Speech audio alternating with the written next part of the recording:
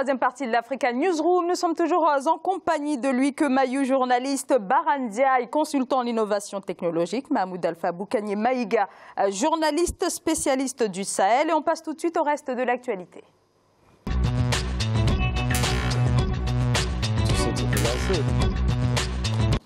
Et on prend la direction de l'Angola, pays pétrolier en crise économique. Il y a 4 ans, la chute des cours de l'or noir, qui fournit 70% des recettes fiscales à l'État, a provoqué un véritable marasme dans l'Angola pétrolier en crise. Les autorités rêvent de diversification, autorités qui annoncent une relance de la machine économique avec peut-être une légère reprise de la croissance. Les précisions de Tchekomar Bandaougo.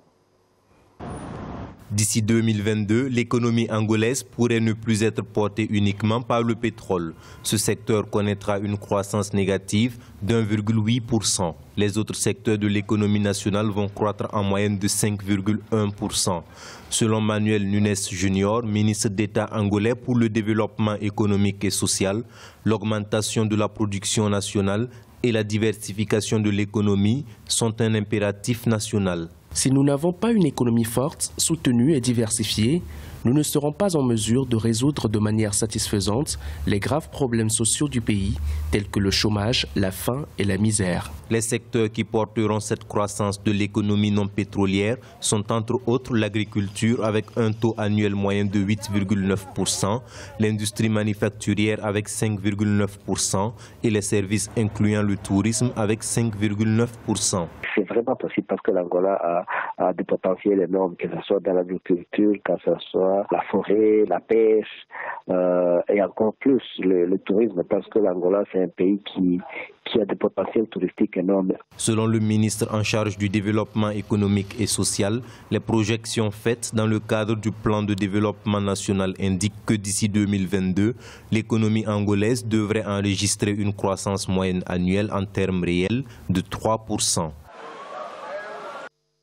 Alors, l'Angola, c'est donc une économie peu diversifiée. Le pays importe presque tout à la lumière des nouvelles orientations imposées par le président João Lourenço. Louis Mayou, est-ce que le pays est réellement à même de mettre fin à l'ère du tout pétrole?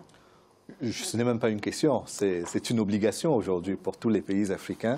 Nous avons profité de la crise liée aux affaires de terrorisme que les pays du Golfe Persique ont connu.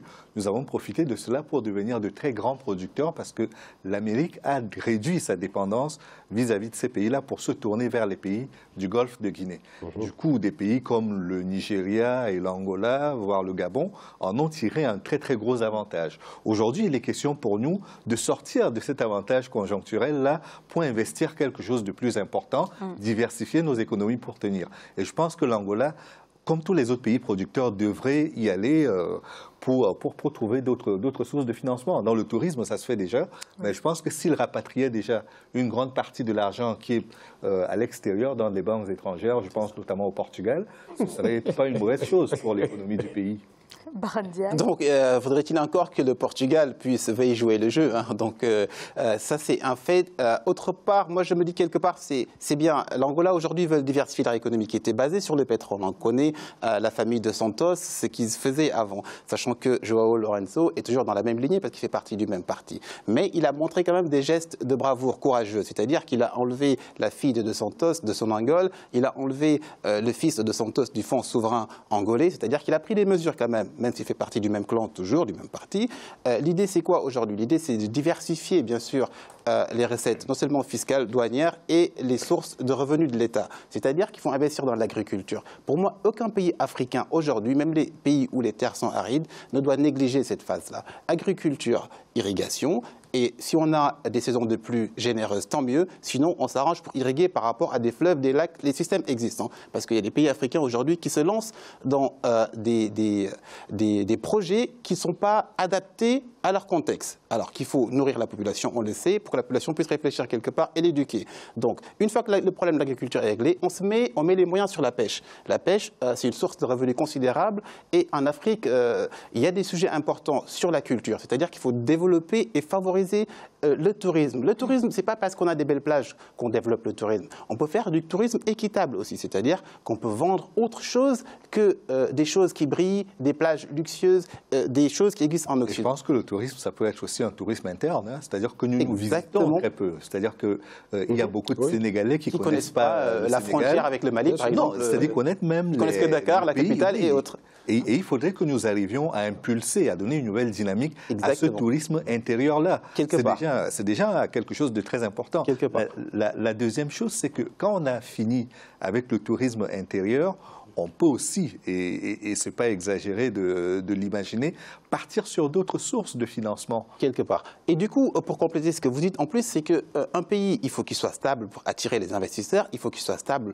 Et l'indice de développement humain, vous savez, c'est un indice qui se calcule sur des choses comme le niveau d'alphabétisation, l'espérance de vie, le PIB par habitant. Il faut que l'indice de développement humain ait une valeur un peu positif pour que les gens puissent se dire que dans ce pays, je peux y aller, il y a des choses à faire, il y a des choses intéressantes, je serai en sécurité et je peux vivre décemment, quelque part. Autre part, juste pour finir sur mes propos, c'est que diversifier l'économie, le pétrole, on le sait, en Angola, le pétrole, il est dans sa phase, on va dire, creuse actuellement, hein, ce n'est plus ce qui rapporte de l'argent, et on connaît l'histoire aussi, je ne vais pas revenir là-dessus. Favoriser, comme je l'ai dit tout à l'heure, lors du sujet précédent, la formation professionnelle pour les jeunes pour aller vers l'emploi. Parce que ça, c'est un élément clé qui permettra en fait de générer des rentrées en tout cas d'argent.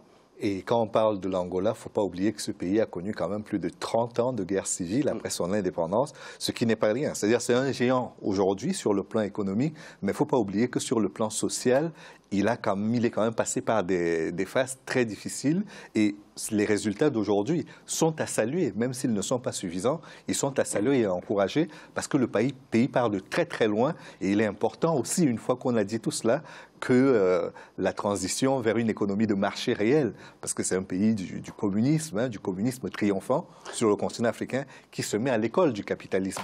Que ce passage-là de l'économie d'État à l'économie de marché soit un passage réussi et consolidé qui ne profite pas qu'à une oligarchie, mais à toute l'économie du pays. Mais justement, c'est exactement ce que j'allais dire. Et lui m'a précédé là-dessus. C'est un pays qui vient de loin. Plus de 30 ans, j'allais dire 40 ans de guerre civile, de guerre de libération nationale déjà, de guerre civile, de mouvements d'agression systématique. Un pays qui a connu la cruauté au plus haut sommet de ce qu'on peut imaginer.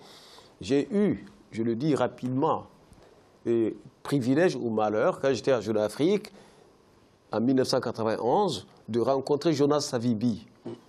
Je l'ai vu à Ouambo. Mais je n'ai jamais vu une telle brutalité. 14 000 morts en une journée.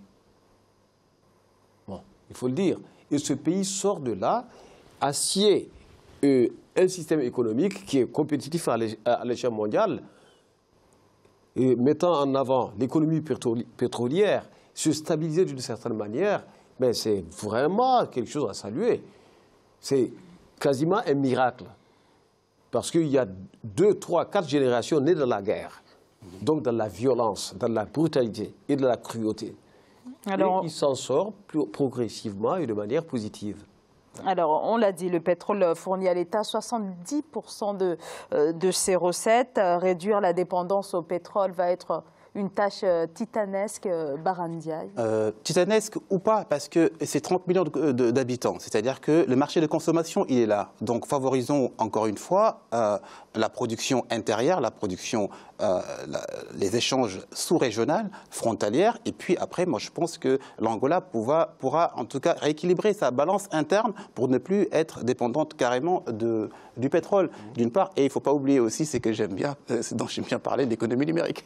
Sans oublier la culture également, vous l'avez relevé tout à l'heure, mais l'industrie culturelle est aujourd'hui délaissée par nos dirigeants, oui, mais c'est une industrie qui rapporte. Bollywood est là pour le montrer, Nollywood au Nigeria est là aussi pour le démontrer. Oui. Je pense qu'en Angola, même si je ne connais pas très bien toutes les filières de la culture angolaise, je sais qu'elle a une musique aujourd'hui qui est en train de séduire au-delà des frontières de l'Afrique, du côté du Brésil, de l'Europe, qui a un véritable succès. Et il faut miser là aussi pour l'Angola.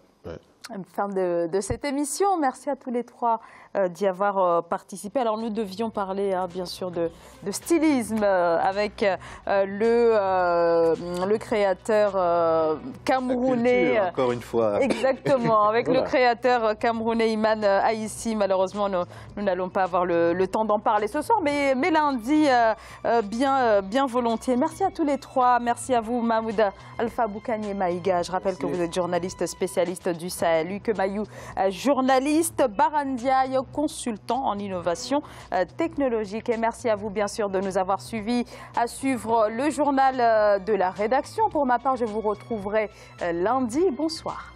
Merci. Merci beaucoup. Merci.